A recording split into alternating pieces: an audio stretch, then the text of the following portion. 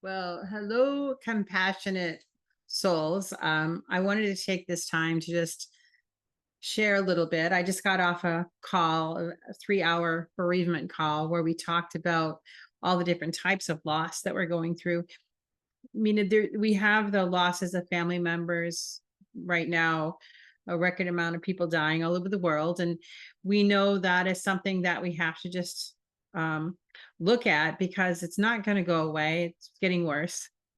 But there's more than just the physical loss of people dying that is a part of bereavement. It's also knowing that the loved ones we have that we can no longer be with because maybe what we're doing is challenging them, or maybe they are in a place that our belief systems are just so different that they can't handle that. That cognitive dissonance is creating something in them where they can't hear us anymore. And that is a part of bereavement. Also, it's not just about the loss of another person in your life, another loved one, a coworker, a mother, a friend, but bereavement's going a lot deeper than that now. We also have bereaving the fact that our world's not the same anymore, and it's not going to be the same anymore. It's never going to go back to what it was. And we have to be able to handle that and accept it. So this level of bereavement that we're looking at and talking about, we spent a long time tonight talking about the different types of bereavement. It's the reality of, what maybe as an older generation, how we grew up, what we learned as our values in our house, eat your dinner, do your homework before you can go outside to play. Those values aren't the same anymore. Those experiences aren't the same anymore because life is so different. And when we talk about bereavement, it's knowing all those things that we believed were the truth, all those things that we believed were solid in our life, they're not solid anymore. Knowing that there's so much corruption in the government, corruption in religion, corruption in entertainment. The list goes on, the medical, the pharmaceutical. And as these things and these stories are coming out, and those little bubbles that we had about this amazing life and all the beauty of everything we had, we're realizing we weren't living in a reality. We were living in this place that they made for us to believe was the truth, and it's not. We were living in their matrix, the matrix they created for us. So now that we're waking up to the fact that even the educational systems are broken, there's a bereavement there. Really, who can we trust anymore? Can you really send your children to a school anymore and feel that everything they're teaching is what you believe in? I don't know. Maybe you can. Can you really believe? Can you really believe that the politicians are there to take care of you? I'm sure there are some good ones, but from what we're seeing, the majority of them are not good ones. So who do you trust? People that you thought had your back don't really have your back. And the family members you thought would be there for you forever don't even let you see your family members or your grandchildren. And that was a topic that's come up many times, and I do many times in the last few months, of how there are so many people all over the world that are no longer allowed to see their grandchildren, which is sad and ironic in so many ways, because we unconditionally loved our children and tried to do what we could to teach them their values and teach them how to be unconditionally loving. And now that they're older and they have these children that we just adore and crave to see because they're a part of us, we can't see them because the values or the belief systems have changed. There's a lot of that going on throughout the whole world. It's not just me or you. So bereavement is all about losing what we thought was normal. It's about losing all of that and not being able to hold it anymore. So while I was on this call tonight, again, it was more than 3 hours. It was amazing.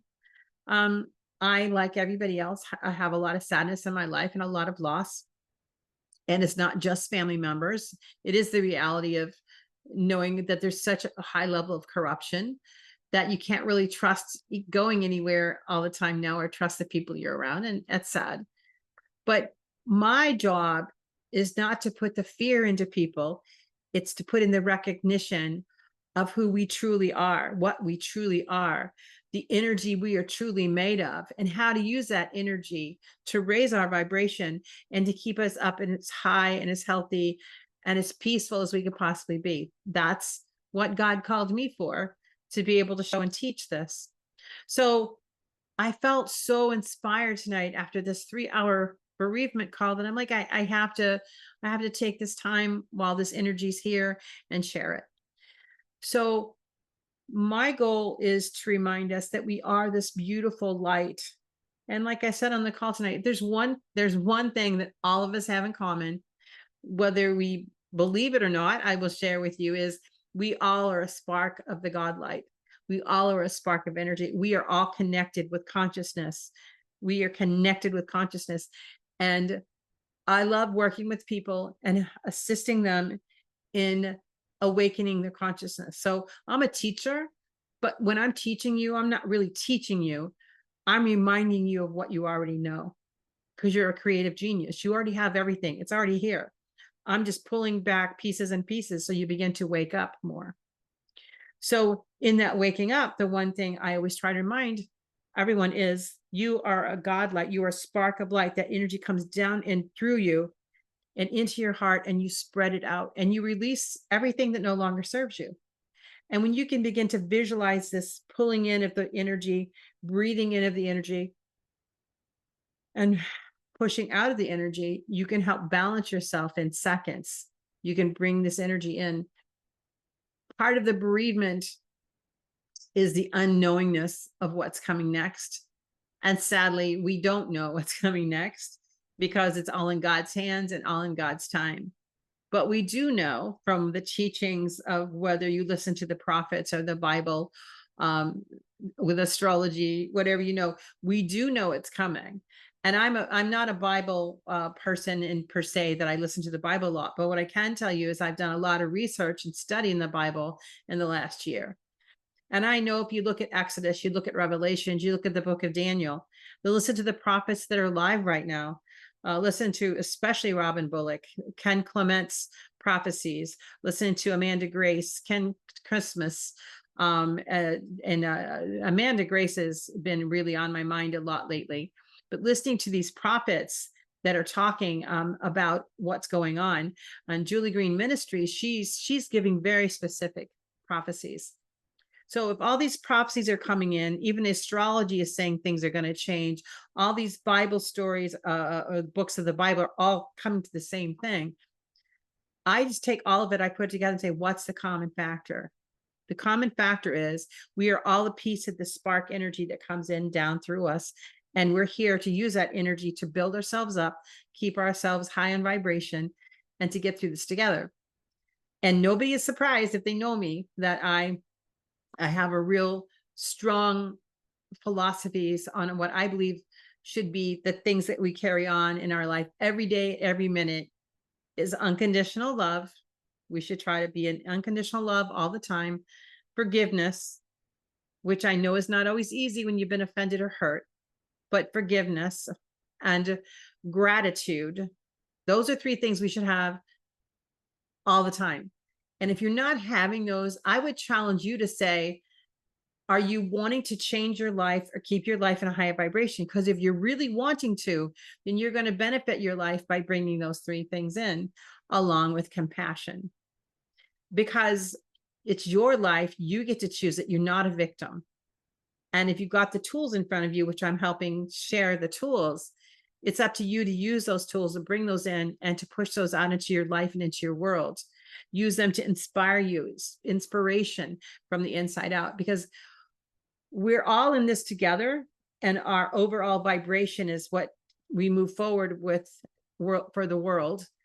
But individually, we all individually have to step up, let that light in, and begin to be the best person that we can be. Each one of us needs to be the best person that we can be. And as we all aspire to that, we can let go of other things. Now, we can only control what's inside of us. And we all know that, right? We don't control what's going on the outside of us, but we control how we react to it. So there's a lot of bad stuff going on out there.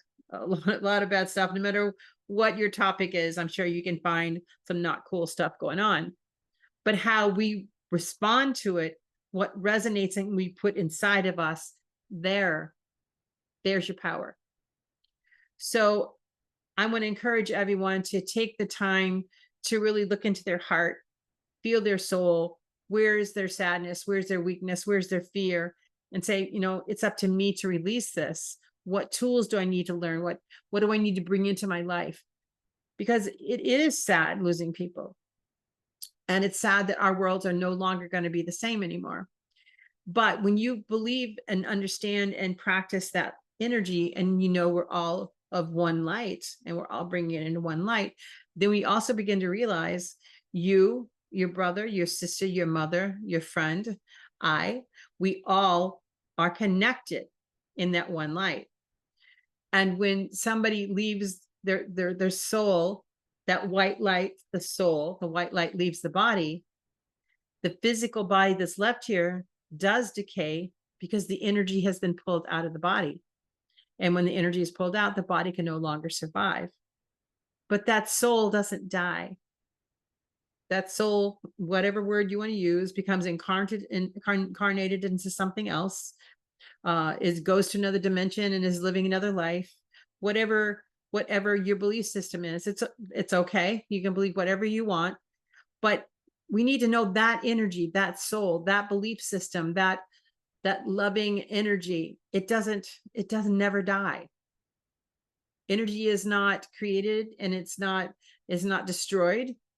You can't make it. It just, you can transmute it. So we're transmuted from being in the human body. We're going to the soul, and we go into another dimension, another space, maybe another body. But that energy doesn't die. And I think when we go through bereavement, we're missing the soul that was in the body and the body represented. To me, it's kind of like when my mom died. There was a lot of her things, and I was like, oh, this is so beautiful. And this cup, I remember this time and this. So each one of those things, they weren't my mom, but they represented my mom. So I felt an energy of my mom around it. But that didn't mean I needed to keep all those things, because her energy was still out there. So bereavement is different and significant to each one of us, just very beautiful. But the messages I wanted to leave you with is, we are all one. We're all connected through that energy, that God light inside of us. We're all connected. And so when somebody passes, their physical body goes, but their energy, their soul, their light, it's still there. And when we want to practice, we can actually hear them, see them, feel them. They can leave us messages. And you don't have to be a psychic or anything special like that for it to happen. Anybody can experience it. We all can experience it. So we are all one. We're all connected. And as we feel a change in the world, we're going to feel that loss of familiarity. And that's okay.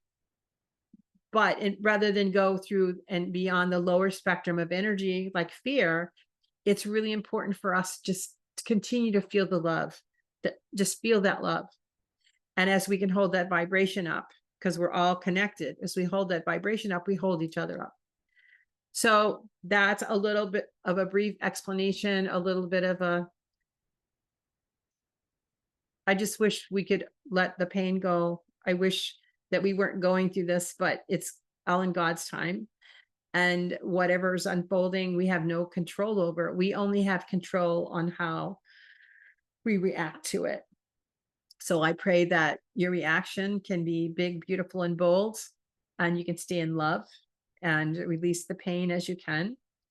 There's a lot of other topics, if you want to check it out, that we can talk about, including the forgiveness. Forgiveness is a big piece about moving forward. But I'm Dr. Barb Tremlett, Soul Solutions, and my biggest desire is to help share all this vibrational medicine, all this energy medicine. And I would love to be a teacher of teachers, and I would love to be able to spend quality time working with more students, either here at the retreats facility in St. Maarten, or on video or live. So Namaste, my friends. Peace be with you. And may you just remember that you are nothing but a beautiful spark of God light that continues out from there. And your life is your choice. You're not a victim. And you get to choose how you're going to handle this going forward. So namaste. Bless you. May peace be with you. And remember that you are here for this experience. So let's make the best of it. Love and light. Talk to you soon.